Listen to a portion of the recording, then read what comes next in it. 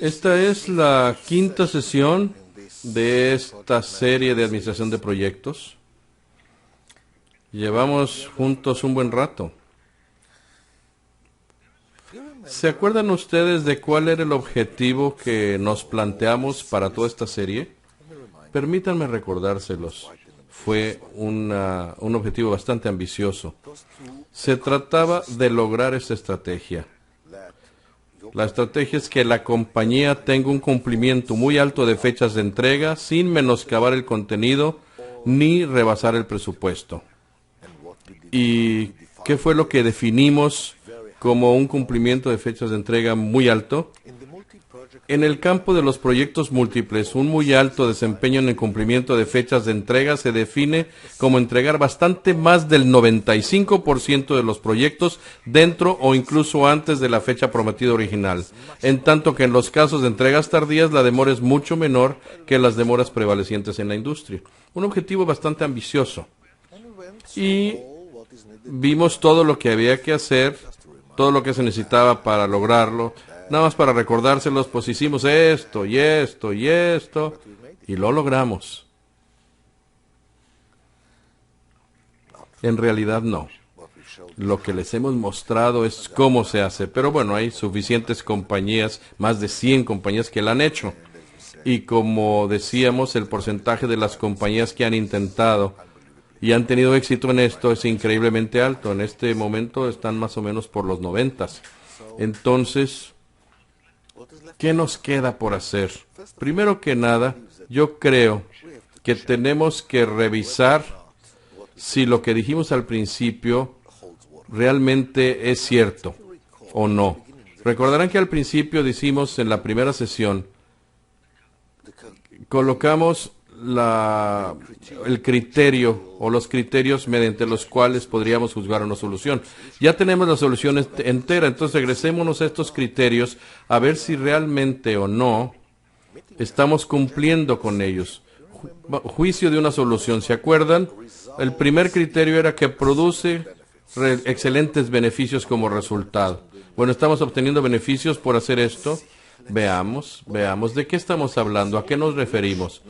A ver, llegamos al 95% de entregas a tiempo. ¿Cuál es el impacto de esto? Si realmente vemos lo que hemos logrado y lo que hemos dicho de que debemos de hacer qué cosas y cuáles van a ser los resultados, ¿se acuerdan ustedes de lo que dijimos en realidad? Estamos tomando las estimaciones, los estimados de tiempo, reduciéndolos a la mitad, porque la mitad era seguridad. Cambiamos la seguridad al final, donde debe de encontrarse, y luego ahí la volvimos a reducir a la mitad. Recortamos la seguridad a la mitad de nuevo. ¿Esto qué quiere decir? Que hemos recortado el tiempo total planeado para un proyecto a un 25%. Y esos tiempos de entrega reducidos son los que estamos cumpliendo en el 95% más de los casos. ¿Se fijan lo que esto significa? ¿Qué significa recortar todos los proyectos? Efectivamente, en realidad, en verdad, recortándolo más del 25% y cumpliéndolo. Quiere decir que la mayoría de ellos van a terminar antes de tiempo y tal vez el 5% de ellos van a tener un problemilla y pequeño. Esto quiere decir que lo que estás logrando, y esto de hecho lo reportan todas las compañías, es que tu compañía está terminando todos los proyectos en promedio 25% más rápido. Pero como decíamos, esto también nos dio una ventaja competitiva, porque todos los demás no están cumpliendo con sus fechas de entrega o casi no están cumpliendo con ellas, y la confiabilidad es un aspecto muy muy importante para el cliente. Entonces te llegan más pedidos, lo cual quiere decir que este tiempo que le hemos quitado a los proyectos y se le quitamos a todos los proyectos, pues quiere decir tiempo libre de los recursos, pero no es tiempo ocioso, sino que es tiempo que estamos aprovechando ahora para proyectos adicionales. Entonces, si recortamos cada proyecto un 25% y estamos utilizando eso para nuevos proyectos, ¿cuántos proyectos nuevos podemos hacer con la misma gente?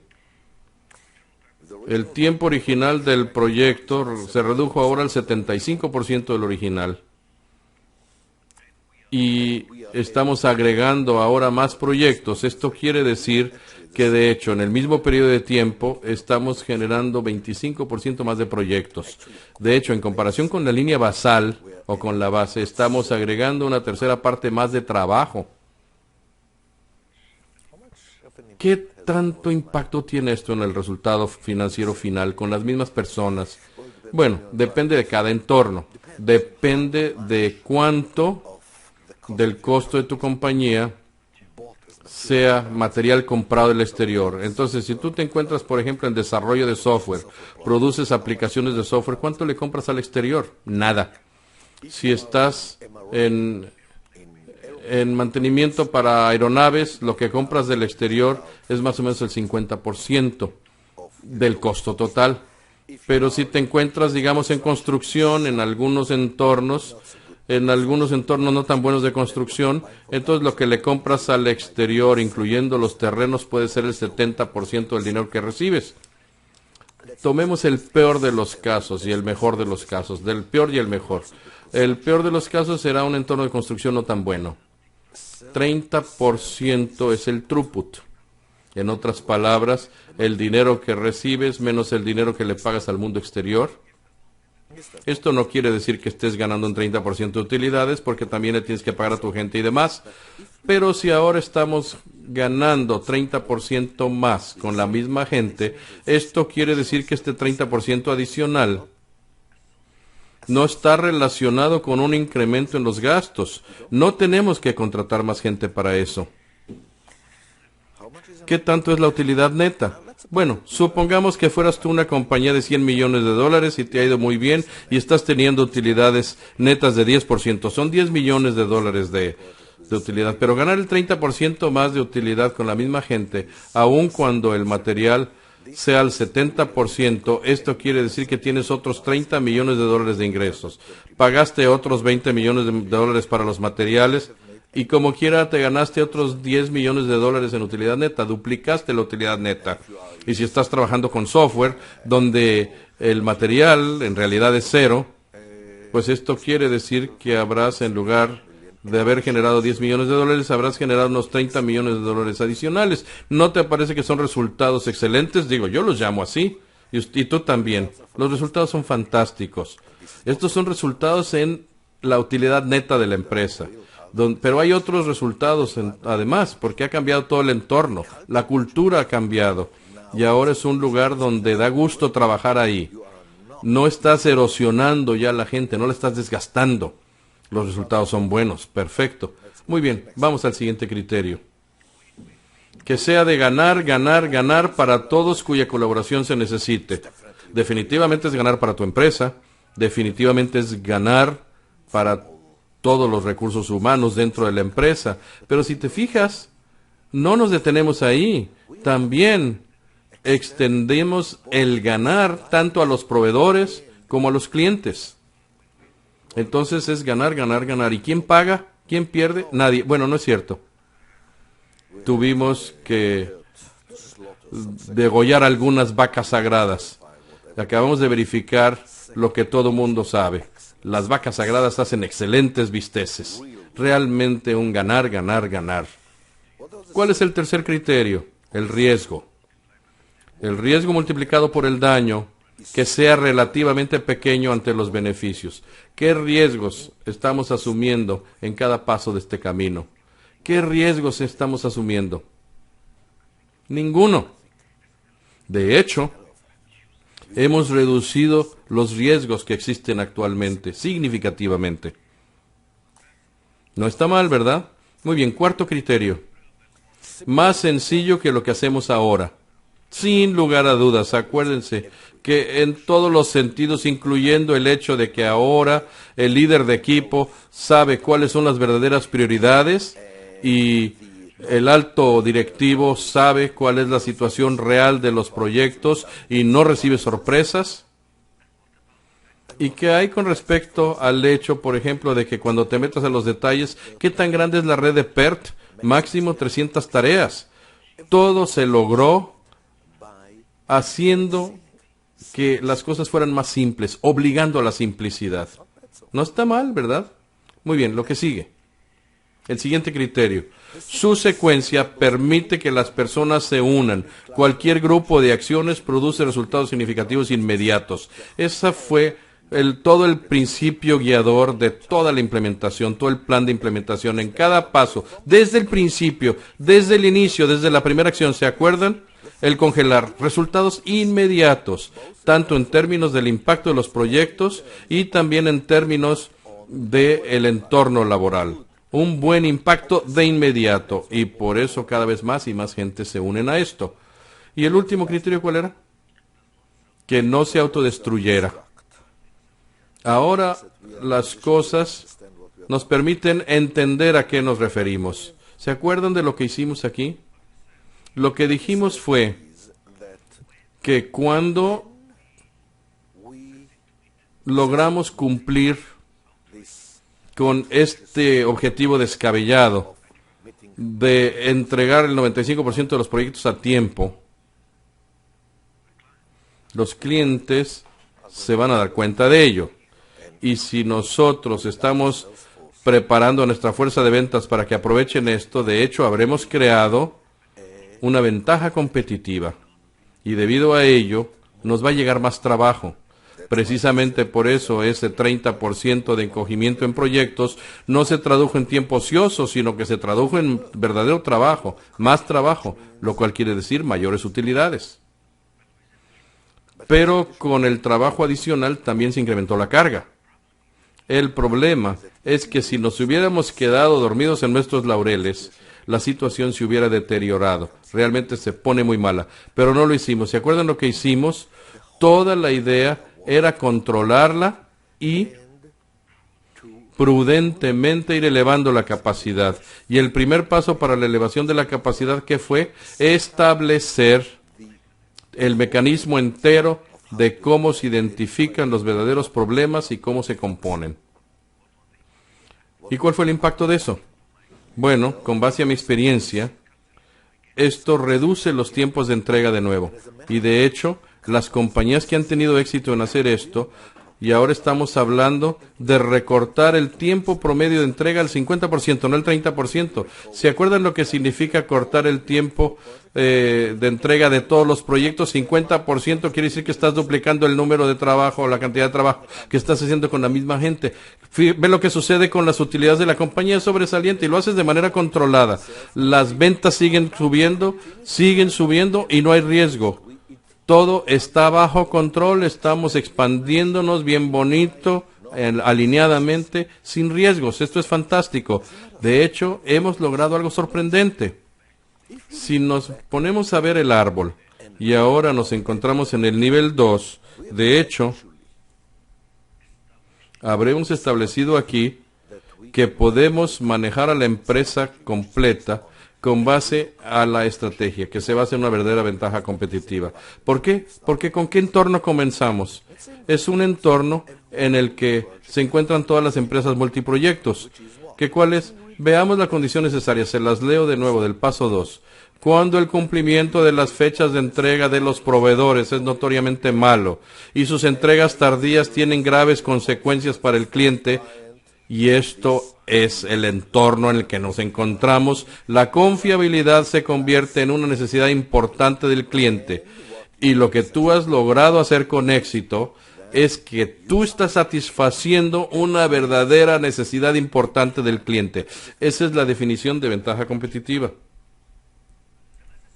Y como dije yo en la última sesión, traer a la compañía a una etapa así y no continuar sería una verdadera lástima. ¿Cuánto tiempo nos tardamos en lograr esto? ¿Se acuerdan? Para obtener los primeros beneficios con el congelamiento y con el kit completo, estamos hablando de 1 o 2 meses para obtener resultados. Luego la planeación, otros 2 meses. Luego la ejecución, a partir del primer momento empiezas a tener mejores resultados, pero se lleva un poquito de tiempo hasta que se convierte en algo verdaderamente pulido, que la gente esté obedeciéndolo. Vamos a suponer otros 4 meses.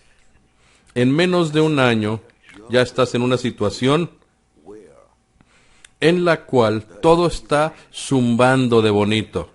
Y la mayoría de los esfuerzos en esa etapa están dedicándose a la identificación de los verdaderos procedimientos que nos hacen daño a través del proceso que instalamos y corrigiéndolos y corrigiéndolos. Estás en esta situación fantástica, más o menos después de un año y medio de haber comenzado. Y luego detenerte, no lo creo, qué lástima sería. Pero, ¿qué más podemos hacer?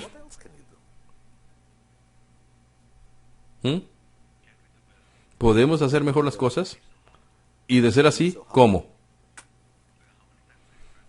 ¿Cuántas veces se encuentran ustedes en una situación en la que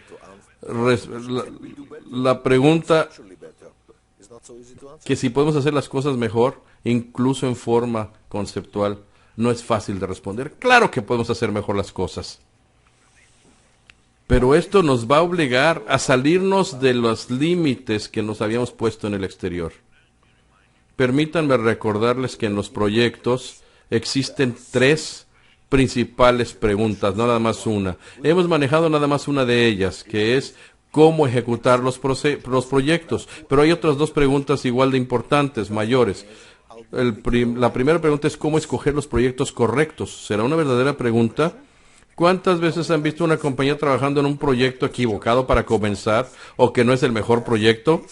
¿Cómo escoges el proyecto correcto? Y lo segundo es, ¿cómo escoges el contenido correcto del proyecto? Porque acuérdate, en todo eso, lo que hemos hecho aquí, hemos supuesto que el PERT está dado. Quiere decir que alguien ya decidió el proyecto y alguien ya decidió cómo se va a hacer este proyecto. Estamos trabajando solamente con ejecución. Pero vamos a darles mejores respuestas a las primeras 2 cosas.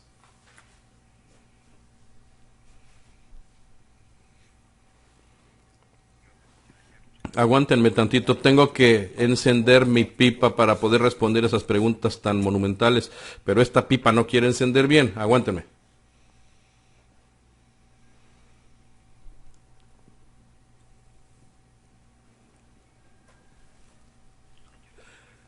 Bueno, ¿cómo escoges el proyecto correcto? ¿Se han fijado en una cosa sorprendente?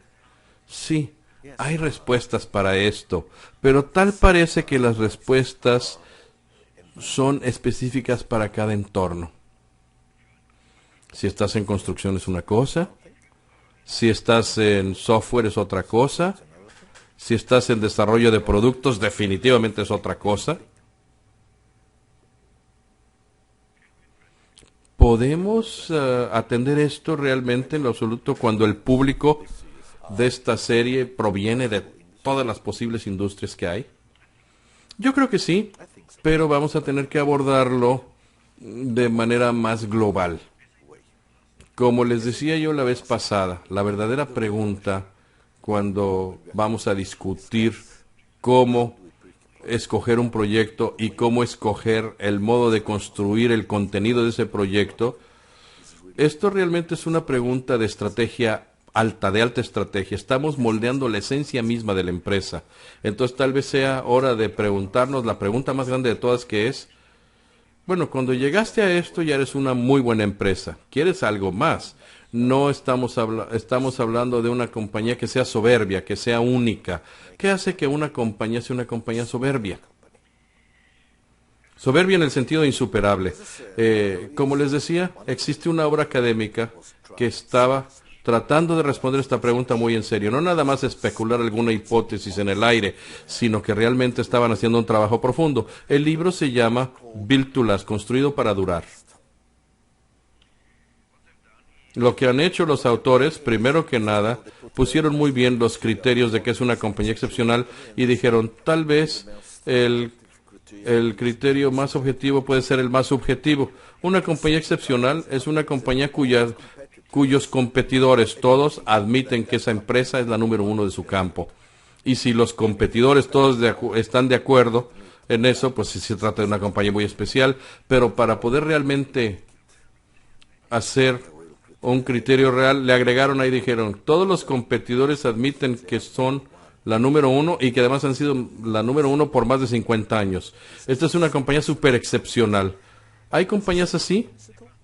Han encontrado que sí existen.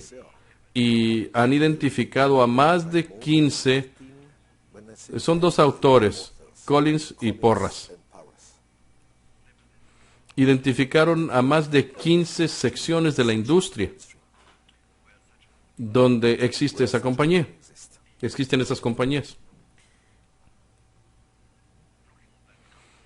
Al ver esas compañías podrían haber dicho, bueno, ahora podemos decir qué es lo que las hizo una empresa fabulosa, ¿no? Y lo primero que hicieron fue tomar todas las hipótesis que estaban flotando por ahí de qué es lo que hace que una compañía sea excepcional, como un líder carismático o un entorno que es muy estable y todas las demás especulaciones, y demostraron que ese no es el caso de estas empresas. En otras palabras, hay algunas que tienen líderes carismáticos, pero hay otras compañías cuyo líder es más gris que un ratón. O sea, se mezcla con el fondo de las cosas y fuera de la empresa nadie sabe quién es el líder.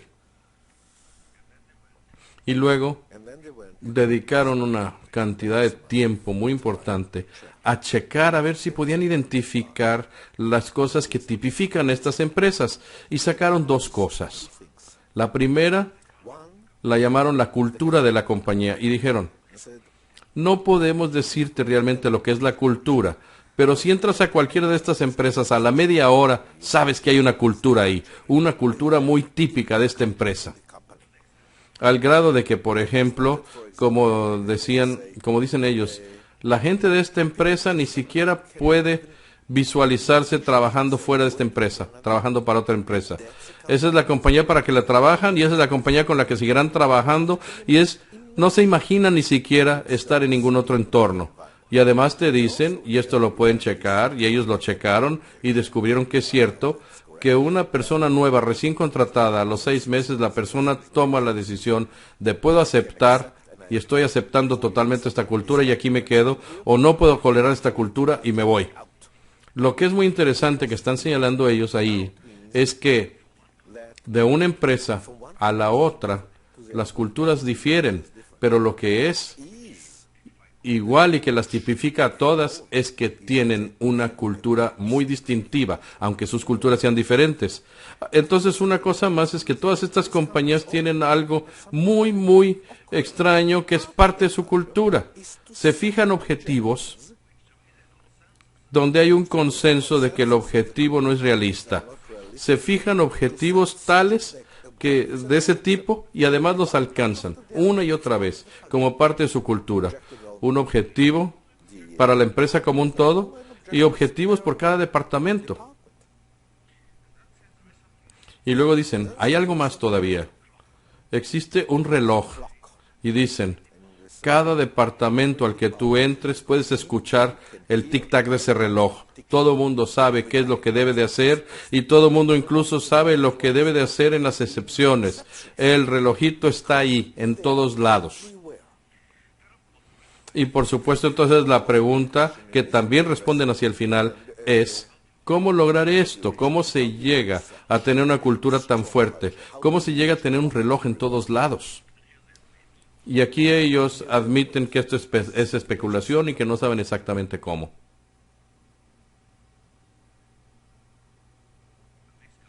Bueno, pues estas compañías son fenomenales. Una vez que has logrado esto, te fijas que ya estás en esa ruta, en ese camino. Mira de lo que estamos hablando. Pusimos aquí un objetivo que era increíble, lo logramos, pero no nos detuvimos ahí, nos dijimos, queremos mucho más. Los tiempos de entrega ya se habían reducido un 25%, las fechas de entrega cambiaron de no sé qué a más del 95% de entrega a tiempo. Recortamos los tiempos de entrega, logramos un 95% y luego crecimos y seguimos creciendo al tiempo que mantuvimos los tiempos de entrega y el cumplimiento de las fechas, pero no nos detuvimos ahí. Instalamos un proceso para recortar ese tiempo de entrega todavía más al tiempo que la carga estaba creciendo. ¿No se han percatado de que ya estamos en ese camino y que lo hicimos con un reloj? No lo hicimos diciéndole a la gente que corriera por ahí, trabajara más duro. Pusimos procedimientos y se fijan en una cosa sorprendente. Vean los árboles que han visto. Cada procedimiento que instalamos desde el primer paso, cuando dijimos, vamos a recortar la carga de manera que no vayamos a tener que pedirle a todos los elefantes que pasen por la puerta al mismo tiempo, que los vamos a poner en fila. Cada procedimiento que nosotros instalamos, donde quiera y cualquiera de ellas, se queda ahí para siempre. No la vamos a cambiar. El reloj está haciendo su tic-tac cada vez más fuerte. Estamos en el camino a lograrlo. Y la pregunta empieza a ser entonces, ¿pero qué es lograrlo? ¿Cuál es el lo? ¿Qué es lo que realmente queremos lograr cuando decimos lograrlo? Yo creo que para eso debemos de regresarnos a preguntarnos, bueno, ¿por qué estamos tan seguros de que podemos mejorar sobre eso? Y yo creo que la respuesta está en una frase que se popularizó mucho en los últimos 20 años. La frase es que siempre hay un modo de lograrlo. La frase es, toda empresa, si quiere sobrevivir en el largo plazo, tiene que implementar y tiene que seguir el proceso de mejora continua. No nada más es cosa de que se haga un esfuerzo una vez por mejorar, sino que se tiene que estar haciendo todo el tiempo, cada vez más. Tal vez deberíamos de tomar esto en serio, porque lo que queremos aquí es no perder esta fantástica oportunidad, la oportunidad de llegar a ser una de estas compañías o llegar al nivel de estas compañías que han sido descritas aquí. Son muy pocas, menos de 20 en todo el mundo. Ya después de haber hecho la investigación, ¿por qué no comenzamos con esta frase básica del proceso de mejora continua y la analizamos un poquitito? Vamos a hacerlo. Proceso de mejora continua, PUGI, qué bonito nombre para un perro. En fin, proceso de mejora continua, por sus siglas en inglés. Ustedes están en este punto aquí. Pero ahora, el tiempo corre. ¿Y cuál es el proceso de mejora continua? Que conforme va avanzando el tiempo, el desempeño de la compañía solamente debe de seguir un rumbo hacia arriba.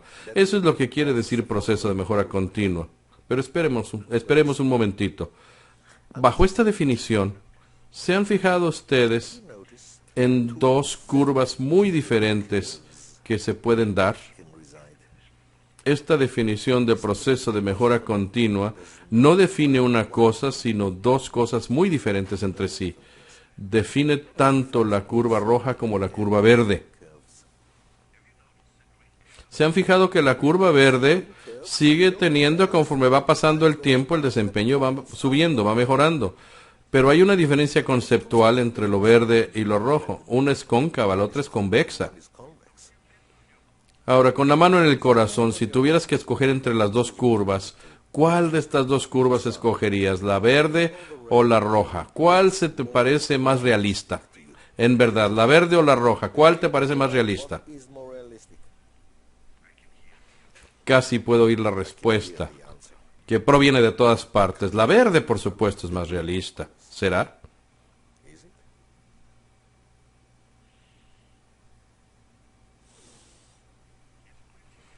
¿Es la verde suficiente? Vamos a ver. Primero que nada, ¿cuál es la verdadera diferencia entre la verde y la roja? Miren, si yo estoy viendo un periodo de tiempo, digamos, de aquí a acá, el desempeño se ha incrementado. Si veo el mismo periodo de tiempo de nuevo, el desempeño ha ido creciendo, pero la magnitud del crecimiento fue menor que antes. Eso es lo que nos conduce a la curva verde. Pero si yo veo la roja, si veo un periodo de tiempo, el desempeño subió, y si veo un siguiente periodo, el desempeño se incrementó, pero por mucho más. Simplemente la diferencia entre el verde y el rojo es que conforme va pasando el tiempo, la velocidad de mejora se incrementa o se reduce. En la curva roja se incrementa, en la curva verde se reduce. La verde es más realista. Ahora, déjenme preguntarles una cosa. ¿Han visto ustedes o han oído hablar de las compañías, digamos, que crecen por un 3% anual? Cada año crecen 3%, 3% anual. ¿Han escuchado de empresas así? ¿Las conocen? Claro que sí. Muchas compañías lo están logrando. ¿En cuál curva? Si ponemos el desempeño de esa empresa en una gráfica, ¿en cuál curva va a estar? ¿En la verde o en la roja? 3% de incremento al año. Pero se fijan que 3% de 1 millón es menos de 3% de 2 millones y 3% de 2 millones es menos que 3% de 3 millones. Esto quiere decir que la mejora va creciendo cada año en términos absolutos. Esto quiere decir que esa compañía está realmente en la curva roja. Pero si estoy viendo la economía total del mundo, ¿qué es lo que veo? ¿La curva roja o la verde? Por supuesto, la roja. En los últimos 10 años, en los últimos 50 años, en los últimos 200 años, la curva es la roja. Entonces, ¿por qué es esta percepción de que la curva verde es más realista? ¿Por qué queremos a la verde tanto? Bueno, porque sabemos una cosa. Si nos volvemos como locos como la roja, la probabilidad de darnos un golpe en la cabeza es enorme. El riesgo es altísimo. Básicamente, estas dos curvas representan dos cosas que queremos. Una es crecimiento, la roja. La otra es más importante, o por lo menos no menos importante, estabilidad. ¿Se acuerdan ustedes de lo que dijimos de las compañías que fueron construidas para durar? O las compañías, como yo les llamo, las que siempre prosperan, siempre florecen, tienen el reloj en todos lados. La estabilidad es número 1. Y debido a eso, puedes habilitar la roja. A propósito, estas compañías, ¿qué tipo de desempeño tienen? Están en la roja. Déjenme mostrarles una gráfica que aparece en este libro, al mero principio del libro. Y esta es una gráfica que describe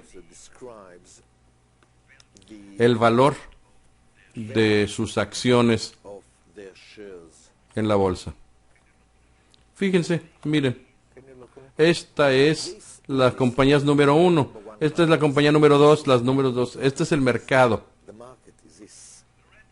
La curva roja, con toda certeza, pero en estas compañías la estabilidad en términos de lo que dijimos de la cultura y en términos de lo que dijimos del reloj es mucho más alta que aquí. En otras palabras, si queremos construir una compañía que siempre prospere, que siempre florezca, necesitamos tanto estabilidad como crecimiento. No es escoger entre una y otra. O tienes las dos cosas o no tienes ninguna de ellas. Lo que hemos hecho hasta este momento es mostrarles cómo lograrlo. Porque si ven ustedes el árbol, ¿se han fijado lo que estamos haciendo en el árbol? Estamos construyendo el reloj al mismo tiempo que estamos mejorando el desempeño sobre la curva roja. Estamos incrementando la estabilidad cada vez más y más al tiempo que estamos incrementando el crecimiento. Pero la pregunta es, bueno, muy bien, ya lo hicimos. ¿Será posible continuar? Y la respuesta es que por supuesto que sí, pero para eso tenemos que entender mejor la estrategia general de la compañía que se esfuerza por lograr un estado de siempre florecer.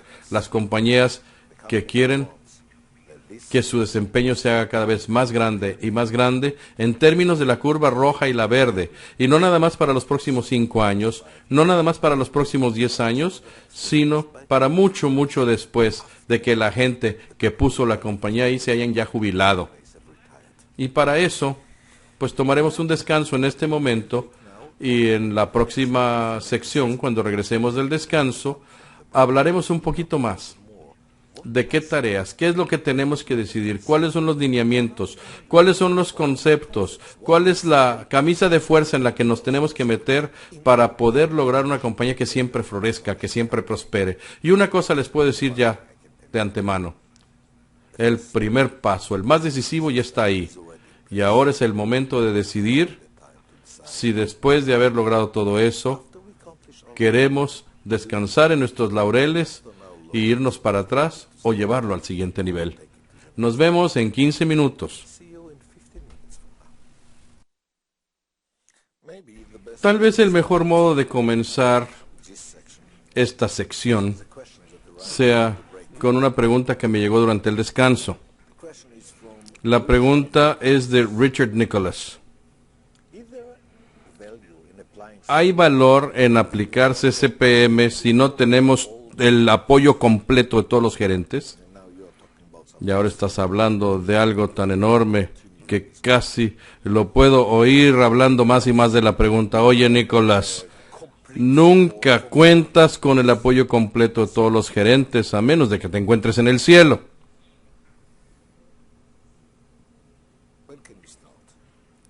¿Cuándo puedes comenzar? Si hay un requerimiento mínimo para comenzar, necesitas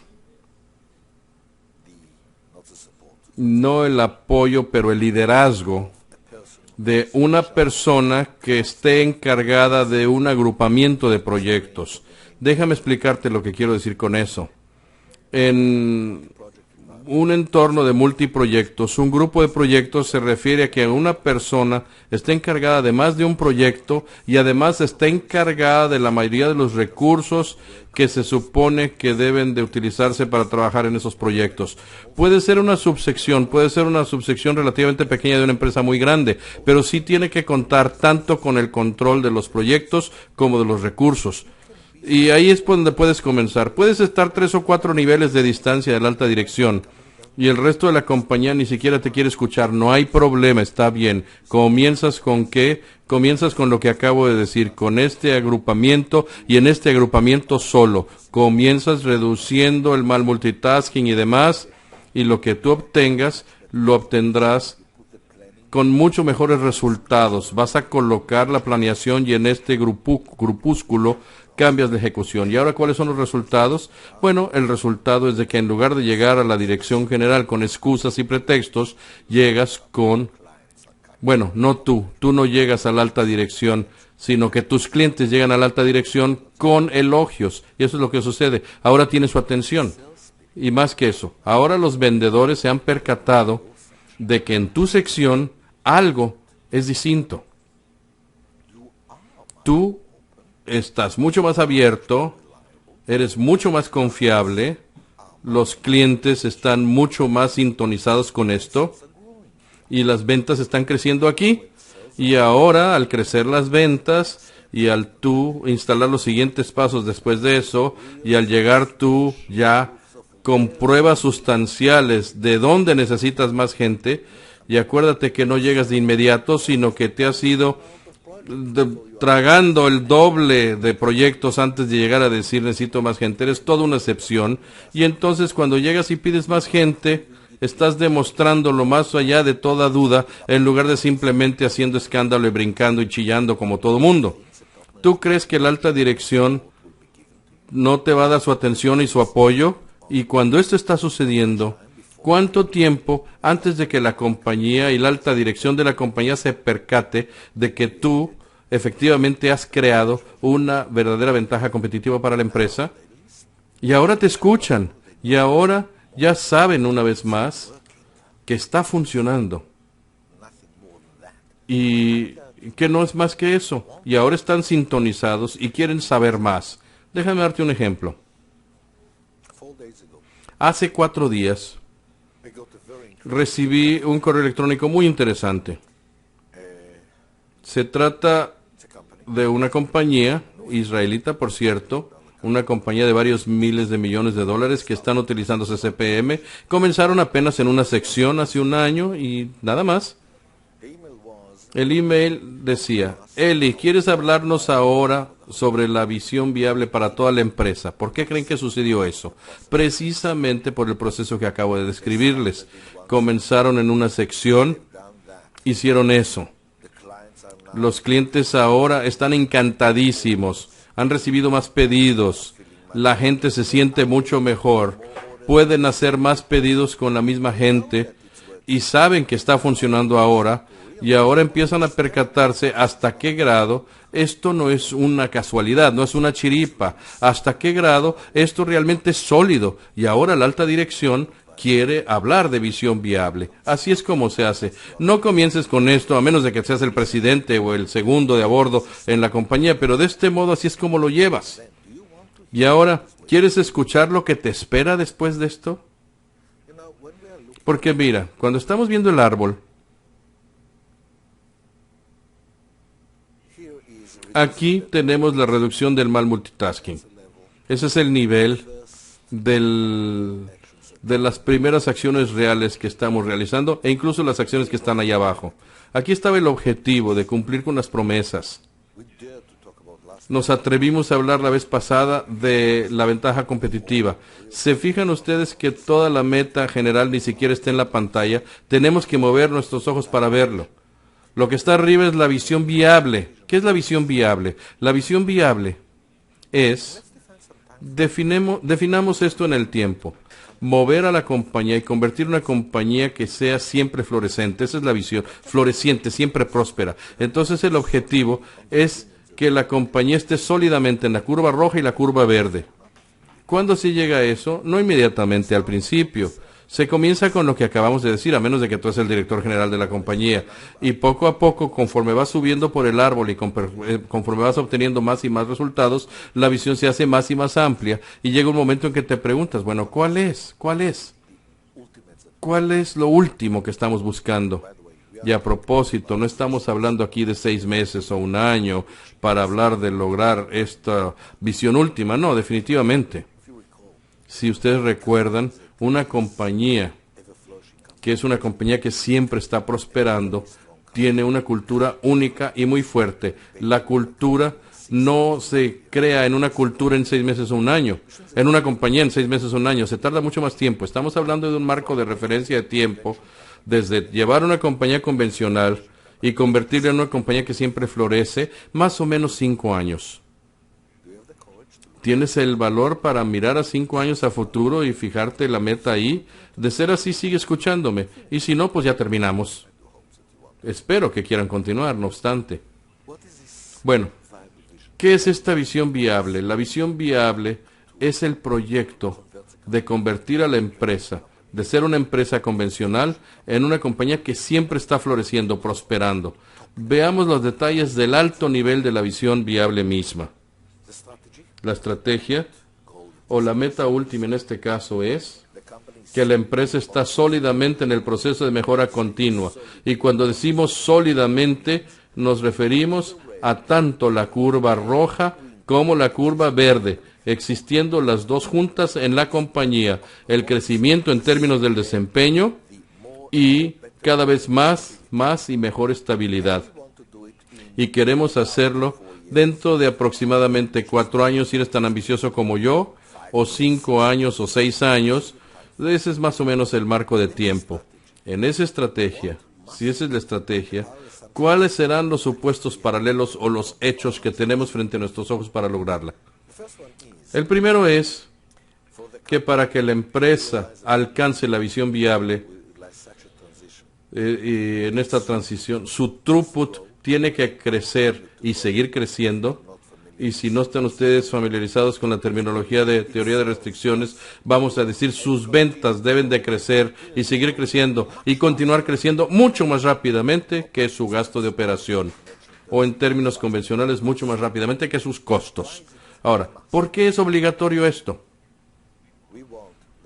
Queremos que el desempeño de la compañía como un todo suba.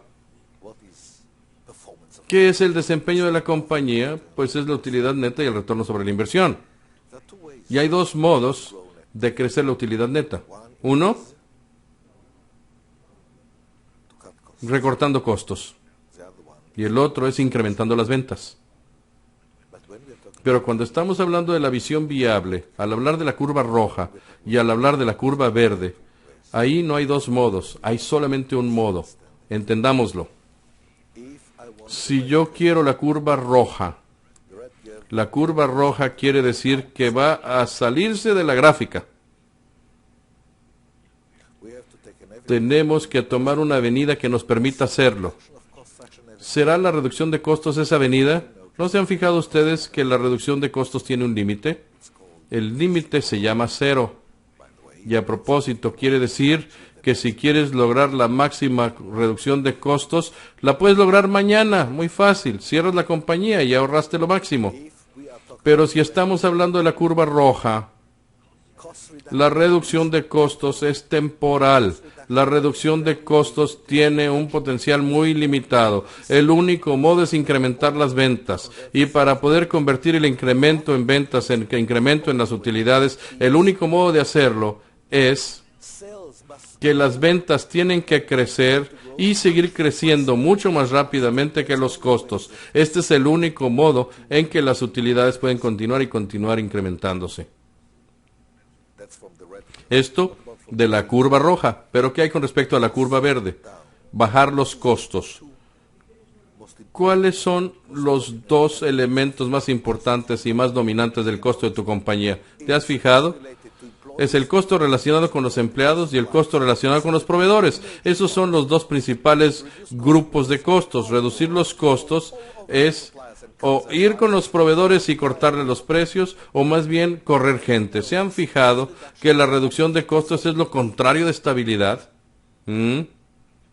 ¿No se han percatado de que para poder lograr la curva roja necesitamos la colaboración de toda la gente y necesitamos la colaboración de nuestros proveedores? Necesitamos su lealtad. ¿Y no te has percatado de que la lealtad es una calle de doble sentido? Si quieres tener lealtad, tienes que dar lealtad, y la reducción de costos es lo opuesto a la lealtad. Entonces, si nos embarcamos en el proceso de convertir a la empresa en una empresa siempre floreciente, siempre próspera, tenemos que eliminar la reducción de costos de nuestra mente. En lugar de eso, sustituyámoslos con el crecimiento de las ventas. Tiene que crecer más rápidamente que los costos. En otras palabras, las mejoras locales son para que la misma infraestructura, la misma gente pueda soportar una cantidad todavía más alta de ventas. Y esto quiere decir que las ventas y operaciones tienen que empezar a hablar mutuamente en forma perfecta, como lo hemos demostrado que debe de ser. Esto es una cosa, pero eso no es la única. Veamos el segundo hecho de la vida. Agotar los recursos de la empresa y o asumir riesgos demasiado elevados pone seriamente en peligro a la posibilidad de lograr la visión viable. Puedes pedirle a una persona que haga un esfuerzo verdaderamente fuerte durante toda una semana, tal vez durante un mes entero, pero pide a la persona que haga un verdadero esfuerzo descomunal todo el año. En primer lugar, no es un esfuerzo real, y en segundo lugar, pues lo matas. ¿Y luego qué? Si estamos hablando de continuo, todo el tiempo, la curva roja, la curva verde, quiere decir que se nos permite utilizar técnicas que no le exijan más a la gente, sino que de hecho incrementen la estabilidad, reduzcan la tensión, que hagamos más pedidos para que para que haya más orden, para que puedan hacer las cosas de manera continua, no con esfuerzos especiales. ¿Y qué hay con respecto al riesgo? Cuando yo estoy viendo lo que están haciendo las compañías en la actualidad, me da la impresión de que las compañías están jugando por lo menos a la ruleta rusa. ¿Cuántas veces me ha tocado ver una compañía que dice, ok, vamos a tomar este proyecto, para recibir este proyecto necesitamos tanta gente, contratemos a la gente, y la inversión es descomunal? ¿Cuál es la probabilidad de que el éxito tenga éxito? De que el proyecto tenga éxito con toda esta gente nueva? ¿Y qué va a suceder si no tiene éxito? ¿Saben? En la ruleta rusa hay una bala en la pistola y tienes 5 probabilidades de 6 de no tronarte la cabeza. Pero ¿qué sucede cuando sí te toca la bala una de cada 6 veces?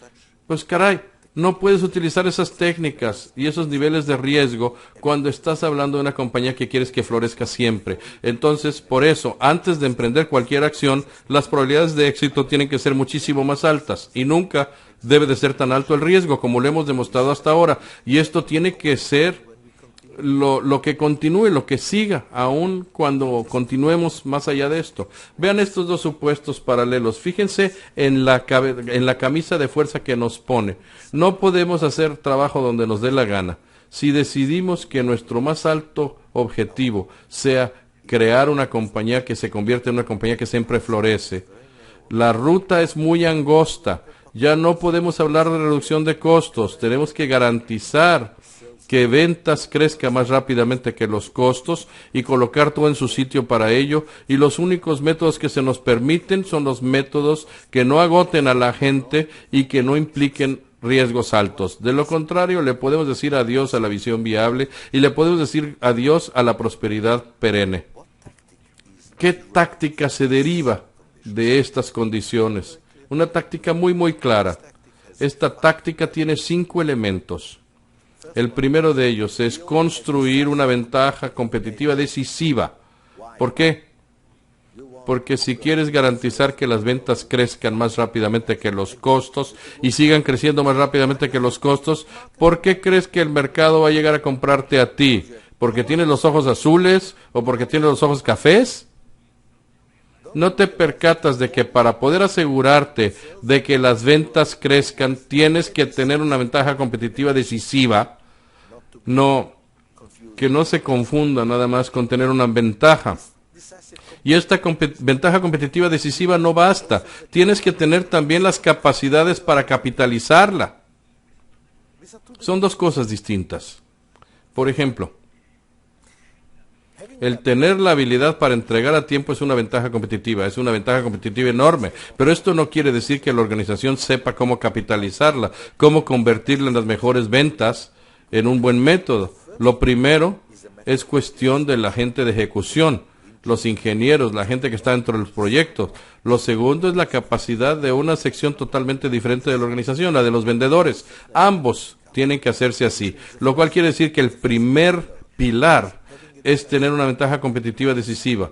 El segundo, y no menos importante, es tener la capacidad para capitalizar esa ventaja. Y a propósito, si ves los árboles que tienes en tu mano, la mitad del árbol no es sobre la ejecución de los proyectos, sino sobre el proceso de ventas. Sí, lo he pasado por encima, pero ahí lo tienes en tu mano. Y ahora ya sabes también cómo se lee este árbol. Pero no basta con eso, hay un tercer pilar. Tienes que tener una ventaja competitiva decisiva y las capacidades para capitalizarla en mercados, suficientemente grandes, no nada más en un nicho. ¿Qué quiere decir suficientemente grande? Suficientemente grande como para soportar la curva roja. Y todo esto, que es increíble, lo tienes que hacer sin agotar los recursos de la empresa y sin correr riesgos reales. ¿Se han fijado que la táctica es una derivada lógica directa de nuestros supuestos paralelos? Y si hemos hecho lo que dijimos en las primeras 4 sesiones, sabes que es posible. La verdadera pregunta es cómo continuar. Cómo no atorarte y cómo no dormirte en tus laureles. ¿Cómo hacer eso? Bueno, primero que nada veamos el supuesto de suficiencia que nos va a mostrar el camino. El modo de lograr una ventaja competitiva decisiva es satisfacer una necesidad significativa de un cliente de tal manera que ningún otro competidor importante lo pueda hacer. Si nada más satisfaces un capricho, pues como máximo tienes una ventaja, pero una ventaja competitiva decisiva. Si satisfaces una necesidad verdaderamente significativa, pero tu competidor puede satisfacerla igual, de nuevo no tienes una ventaja competitiva decisiva. Puede ser que tengas una guerra de precios. Cuando vemos el árbol, cuando nos clavamos más, sí, toda esta confiabilidad nos está dando una ventaja competitiva. ¿Por qué? Leamos de nuevo la condición necesaria del punto 2.1. Cuando las fechas de entrega de los proveedores son notoriamente malos y sus entregas tardías tienen graves consecuencias para el cliente, la confiabilidad sí se convierte en una necesidad importante del cliente. Y si puedes satisfacer la confiabilidad en un nivel muchísimo más alto que cualquier otro, tienes una ventaja competitiva. Pero no te atores ahí porque ese no es el único moro. Y todavía falta más trabajo que hacer. Veamos el 2.2. ¿Puedo ampliar el alcance entonces? ¿Puedo mover el árbol hacia el centro? Claro que sí. Permítanme borrar los detalles que hemos discutido hasta ahorita para realmente ver la parte superior del árbol. Echemos un vistazo a lo que dice el segundo. Los supuestos necesarios. Para lograr rápidamente la visión viable, es esencial que la empresa tenga la habilidad para ganar bonos significativos en muchos proyectos. ¿Por qué no? Si en un proyecto que puedes obtener bonos, el bono se va directamente a la utilidad neta. A ver, espérame. A ver, bonos por más proyectos. Veámoslo de nuevo, depende. Pero, por ejemplo, ¿qué hay con respecto a los bonos por terminar temprano? ¿Siempre será posible? No. Y precisamente por eso, antes de explorarlo, leamos la segunda condición necesaria también. En muchos proyectos, y más aún para los subproyectos, no hay casi ninguna ganancia por entregar temprano, antes de tiempo. Por ejemplo, veamos uno de los proyectos más grandes que están ocurriendo en la actualidad, la preparación para las Olimpiadas en China. Es un proyecto enorme, parece mamut. Ahora imaginémonos que tú tienes que entregar un estadio para las Olimpiadas. Y si lo entregas con 6 meses de anticipación, pues ¿quién diablos lo necesita? No siempre terminar más temprano te da un beneficio alguno. Bueno, Dios no quiera que termines tarde, porque si terminas el estadio solamente 2 meses después del inicio de las Olimpiadas, pues ahí tienes un problemita. Pero la cosa es asimétrica, ¿se fijan? Pero para algunos proyectos, terminar temprano no es menos importante que no terminar tarde. Déjenme seguirles leyendo. Con todo, en casi todos los ambientes hay grandes categorías de proyectos, aunque menos para los subproyectos, en las cuales entregar temprano ofrece ganancias sustanciosas. A veces las ganancias de entregar temprano hacen que el precio del proyecto se vea como enano. Y esto, en base a mi experiencia, existe en todas las categorías de proyectos. Déjenme darles algunos ejemplos para clarificar esto. Miren, primero que nada, déjenme mostrarles un entorno en el cual la terminación temprana se convierte en un enano en comparación con el precio del proyecto. Yo creo que uno de los mejores ejemplos para esto son las refinerías petroleras. Las refinerías petroleras son grandes instalaciones, y estas grandes instalaciones, como están súper integradas, tienen que recibir un mantenimiento periódicamente. Y el mantenimiento no es cosa pequeña. Normalmente el mantenimiento implica cerrar la refinería durante semanas enteras. A veces 2 o 3 semanas para hacer la reparación completa. Y esto no se hace nada más una vez en la vida de la refinería. Esto se hace una vez cada año o cada 2 años. ¿Cuál es el verdadero precio? Bueno, si estamos viendo lo que la compañía dueña de la refinería paga por el mantenimiento en general, bueno, pues es una X cantidad en dólares. Pero ¿cuál es el verdadero precio? La pérdida de ingreso debido al hecho de que la refinería no está funcionando. ¿Cuánto dinero se pierde ahí? ¿Cuál es el throughput diario de una refinería? Una refinería promedio, no la más grande del mundo. ¿Saben cuánto es? Una refinería en promedio hace throughput diario de 2 o 3 millones de dólares diarios. Y el mantenimiento promedio son 2 o 3 semanas. ¿Qué sucedería si reduces y encoges el tiempo total de la refinería por un día? Y a propósito, ¿sabes cuánto es el gasto total para hacer el mantenimiento completo de la refinería? Más o menos de 1 a 2 millones de dólares. Cada día que termines más temprano o antes de tiempo, los beneficios para el cliente van a ser superiores al costo del proyecto entero, al precio del proyecto, cada día.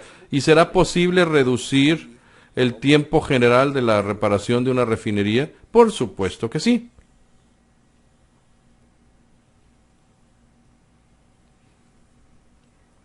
Y a propósito, no nada más las refinerías. Por ejemplo, ¿qué hay con respecto a, digamos, los hornos, los hornos de metales, los altos hornos? Son instalaciones enormes. De nuevo, cada año se necesita una reparación completa. De nuevo, estamos hablando de más de una semana de paro. De nuevo, cada día el daño, el hecho de que el equipo esté parado es muy superior al precio de la reparación completa. Y si tú llegas y ofreces hacerlo más rápidamente y tienes el historial y pides bonos por cada día de terminación anticipada, ¿tienes la posibilidad de obtenerlos? Pues claro que sí. Muy bien. Vámonos a otro entorno. donde no sea tan grande, tan marcado. Construcción. Puedes estar construyendo edificios de apartamentos o puedes estar construyendo hoteles. Un edificio de apartamentos, al terminarlo antes, ¿cuál es la ventaja para el cliente? El dueño del edificio, pues no es muy grande. Pero en un hotel, terminar más temprano. Mientras más temprano termines, más rápidamente el hotel empieza a generar dinero. ¿Hay algún caso en ofrecer una terminación temprana y obtener un bono por terminar antes? Saben, hace un año me tocó una discusión de este tipo con una compañía constructora. Y después de haberlo visto todo y después de haber dicho sí, vamos a hacer CCPM, tiene mucho sentido, pero realmente no creemos que realmente podemos obtener bonos de nuestros clientes. Yo les pregunté por qué, y dice, porque mira, primero que nada, aun cuando pidieron y el dueño del hotel sabe que probablemente hay una ventaja en terminar antes de tiempo, yo no sé si sepa él cuánto vale esto, no está cuantificado. Y aunque estuviera cuantificado por él, ¿por qué me ha de decirlo?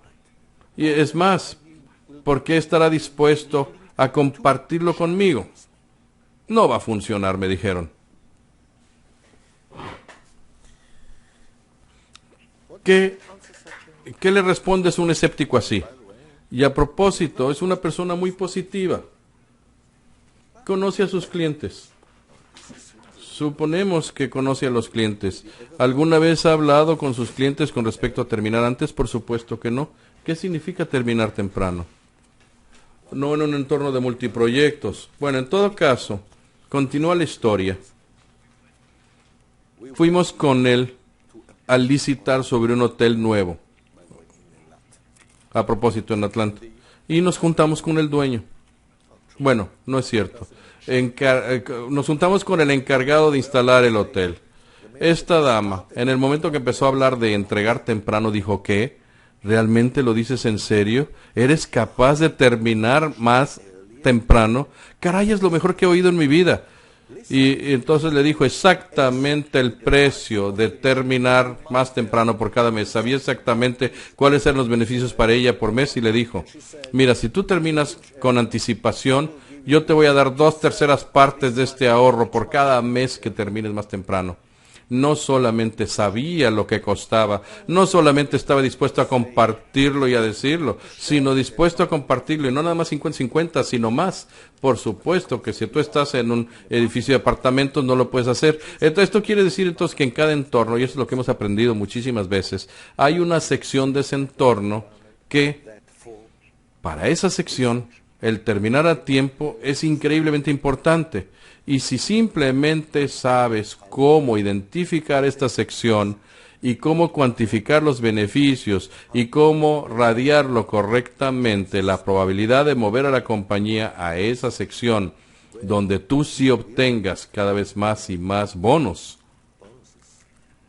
Esto tiene un impacto fantástico en las utilidades de la empresa, porque estos bonos de los que estamos hablando no son pequeñitos con relación a todo el proyecto. Y este proceso dice, mira, estas son las fechas, este es el compromiso, y a propósito, da una fecha que sea más corta que la que dan los demás, especialmente si en ese entorno hay penas convencionales, que los demás no van a darte fechas no realistas. Acuérdate dónde estás parado ya en esta etapa. En esta etapa estás parado en un punto en el que realmente eres capaz de cumplir las fechas de entrega, donde los tiempos de entrega que tú estás dando son la mitad del estándar de la gente que no está cumpliendo.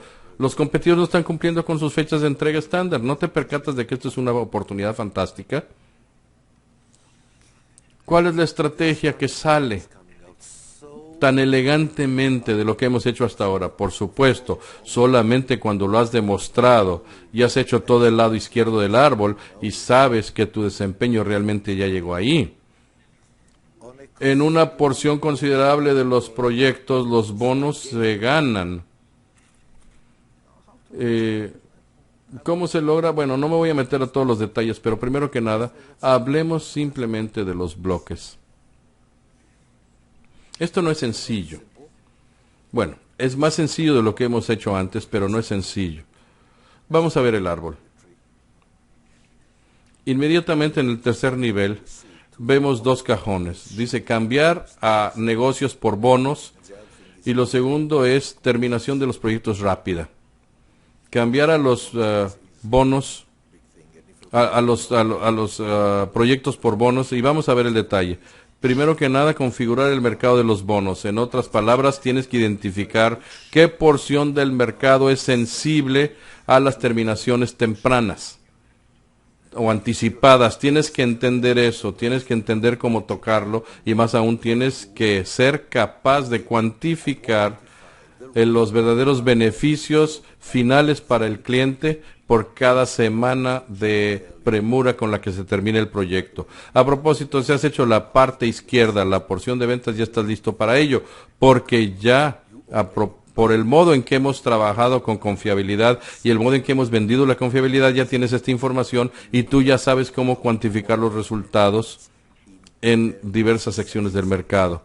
Lo segundo es el diseño de la oferta de bonos. Esta es una oferta totalmente diferente y tienes que aprender exactamente cómo se hace. Lo tercero es la ejecución de las ventas por bonos. ¿Cómo se venden estas cosas? Tu gente va a tener que, tus vendedores van a tener que vivir una transformación para aprender esto y luego el modelado de valor. Cómo se incluyen los precios de manera que no solamente sean justos, sino que sean más que justos. Tú tienes los detalles en tu árbol. Lo que yo quiero enfatizar aquí es que esta es una evolución natural. ¿Será la única? No. Depende. Por ejemplo, si estás en desarrollo de productos, piensa en cómo tú sigues los mismos conceptos, en cómo elegir los nuevos proyectos, cómo modelas la estrategia de la compañía con base al hecho de que ahora tienes capacidades para identificar los nuevos mercados en términos del valor para el cliente. La sentencia o la oración clave de la visión viable, al saber a dónde ir, se encuentra aquí en el supuesto de suficiencia. Así que permítanme leérselos de nuevo. El modo de tener una ventaja competitiva decisiva es satisfaciendo las necesidades significativas del cliente al grado de que ningún competidor importante pueda hacerlo. Si decides seguir este florecimiento, esta prosperidad perenne, esa es la oración que más importa. Ya no estás desperdiciando tu tiempo en detallitos. Todo tu esfuerzo se dedica a la construcción de una ventaja competitiva decisiva y esa es la definición de ella.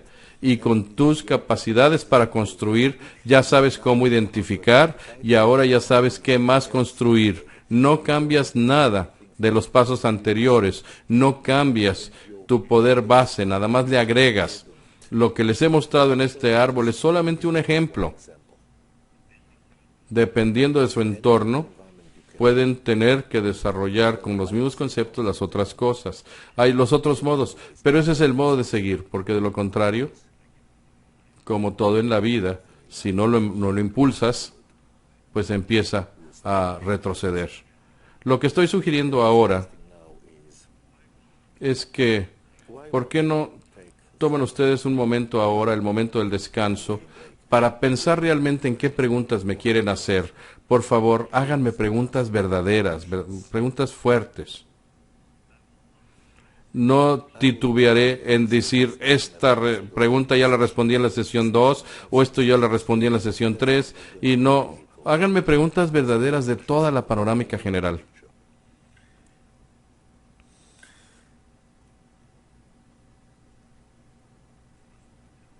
Y es su última oportunidad en esta serie. 15 minutos de descanso.